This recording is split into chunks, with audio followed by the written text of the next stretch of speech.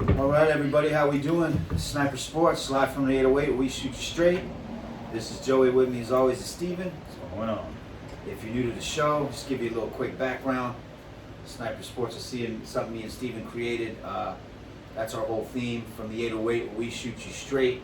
The reason we say that, you watch these sports shows on TV. These guys all work for the networks. I often feel like it's orchestrated. And I know they're analysts and they know sports, but there's always some hidden agenda or a team they're pushing for, or a team they're pushing against. Me and Steven don't work for anybody, therefore we shoot you straight, man. I call it how I see it, and that's what we do. We like to just sit here and chop it up, tell you what we see, and give you the average fan's perspective. So we appreciate you joining, watching the show. Please feel free to leave comments, let us know what you like to hear, who's your team. Tonight we're going to start out with NBA and the in-season tournament. It's no secret here, if you've been a fan of the show, me and Steven are huge Laker fans. And Christmas come early, my friend, because our Los Angeles Lakers did win the in-season tournament. It's the first one, something the NBA is doing newly this year to kind of, get players to quit doing the load management thing and just garner some interest in the season early. Lakers did play it.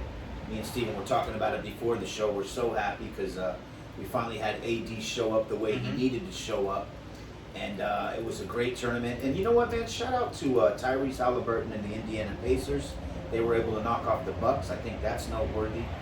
And good young team over there. And it was a good tournament. But mainly happened, Steven, on the way our Lakers played, primarily on the defensive end. And, we talked about it, man. When AD plays like that, they're very, very tough to beat. Yeah, I think we're definitely happy with the outcome. To be honest, I didn't think it was going to be like this hyped up for it and stuff, but I'm happy we won. I'm happy it just seems to just be more extra games, maybe more meaningful games, right, for our team to be more cohesive and together. I really love the way that AD played in that championship game. I'm hoping he can play like that. I'm not expecting the 40 points and 20 some odd rebounds. Yeah, like 20 rebounds, 4 blocks. Exactly, but for him to score about 25, 20 points a game, that'd be great. For him to give us about 10 to 12, rebounds, maybe 15 rebounds a game, that'd be great. I think he's the biggest key factor. We keep on saying it how many times that he is the key factor in this whole thing. Yes. We will go as far as AD can go. Nothing to take away from LeBron. LeBron is great, but we're in a league to where one person can't do it anymore. Every team has at least 2 to 3 superstars, a couple role players. Yeah. Look at someplace like Denver where they have their 2 main stars, with Jokic and Murray, Gordon and Michael Porter Jr. over there. So very happy about it. I definitely want another championship, but very happy about with the outcome. I love the way the Lakers have been playing. I hope they can continue it and build upon this and grow upon this. So I'm excited to see what the rest of the season has. Yeah, me too. And, the fact that the Lakers are getting it this early in the season, as you know, a lot of new roster pieces, a lot of pieces to juggle, and for Darvin Ham to move around. Gabe Vincent isn't playing yet. He's still out with injury, so that's still another big role player that we're looking to get back. And so it's just nice to see them clicking so early in the season.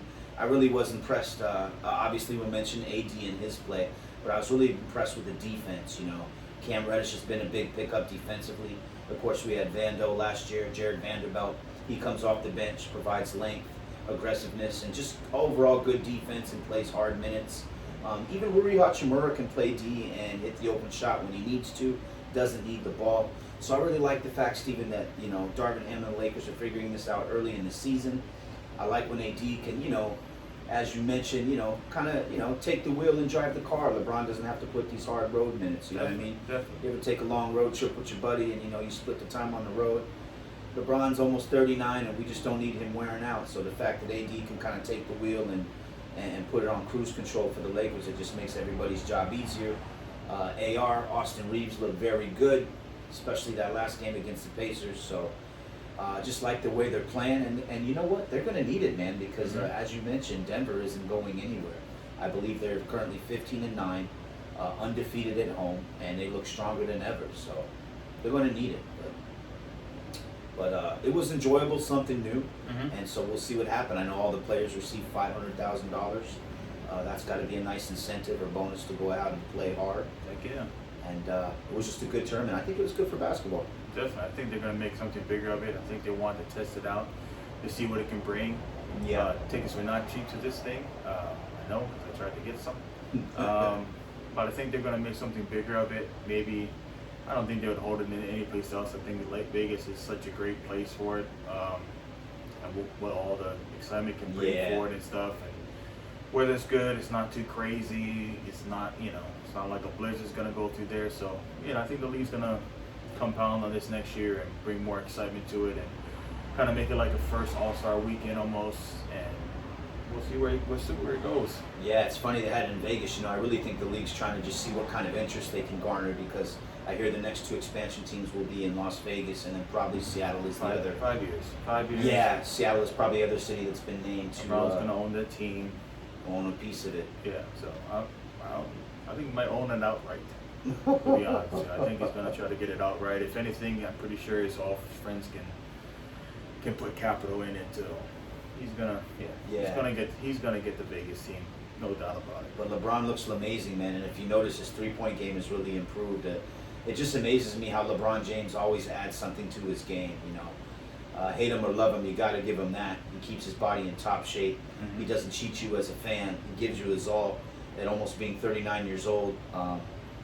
Just amazing, and yeah, we'll see what happens the rest of this year. Definitely. Moving on to some baseball news. Yeah.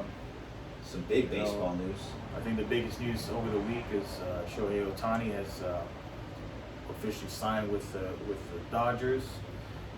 Record-breaking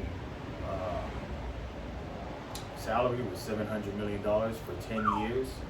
Man, I think that's one thing, but I think it's just how the contract has been structured, as we talked about before. Yeah. This is the main factor of this whole thing, where it's the bulk end of it is pretty much after the 10 years, where he's going to get the chunk of it, just so he's playing in LA, that they can keep the people like right. They can Mookie keep Betts. some of the other stars. They're able to pay Ohtani later. Exactly. I hear he's getting paid from 2034 to 2043. That's when the majority of his money, without compounding interest, majority of his money will be paid. But it's smart because he's, it frees up cap room to keep other stars on the team like Mookie Betts and Freddie Freeman. Yep. I think they're going after another Japanese pitcher, so it just frees up so much more money for him, and I'm pretty sure he'll make it up on endorsement deals or something. I mean, he's still getting paid $2 million a year. It's not bad. Gonna be a dangerous lineup, Steven. I tell you that. The Yeah. Dodgers were already won like 110 games or something like that last year, over 100 games. Of course, they didn't make the World Series. They fell in the playoffs, but had a dynamite year. They already have a great roster. Exciting. Of course, then you had Juan Soto move from the Padres to the Yankees just a few days before. So it looks like some of the top players are going into high market teams, and it's going to gear up for, I guess, some exciting baseball, which hope is so. never a bad thing. Let's hope so. Yeah. I'm hoping so. America's not been. But a record-breaking contract, 10 Yeah. years, $700 million. If it's deferred or not, still big news. And I think this guy's worth every penny, man. He's a two-way player. Definitely. Just brings so much. Top hitter, top pitcher, and you gotta think that's gotta rally the guys in the locker room. Not to mention to get the Japanese fan and that demographic involved as well. They have Can't Hurt, so. Plus, I think with the way that he's structured his contract, it shows that he wants to win because he wants to have the best players around him. And so, Yeah. if you're not a Dodgers fan, man, feel And sorry he for used you. to stay in LA. I think he lives in Newport Beach, so he just has to move, You like 30, LA? 30 minutes up to 405 and go to Chavez Ravine and, be with the Dodgers there. So pretty much gets to stay in the same spot. Maybe not as good on the tax thing because we know how California is with that. Then again, when you get 700 million, I'm not feeling sorry for you. Exactly. We'll see. But But hey, that's all we got for basketball and baseball and news. Stay tuned for our football section. That's coming up in just a few minutes here. all right.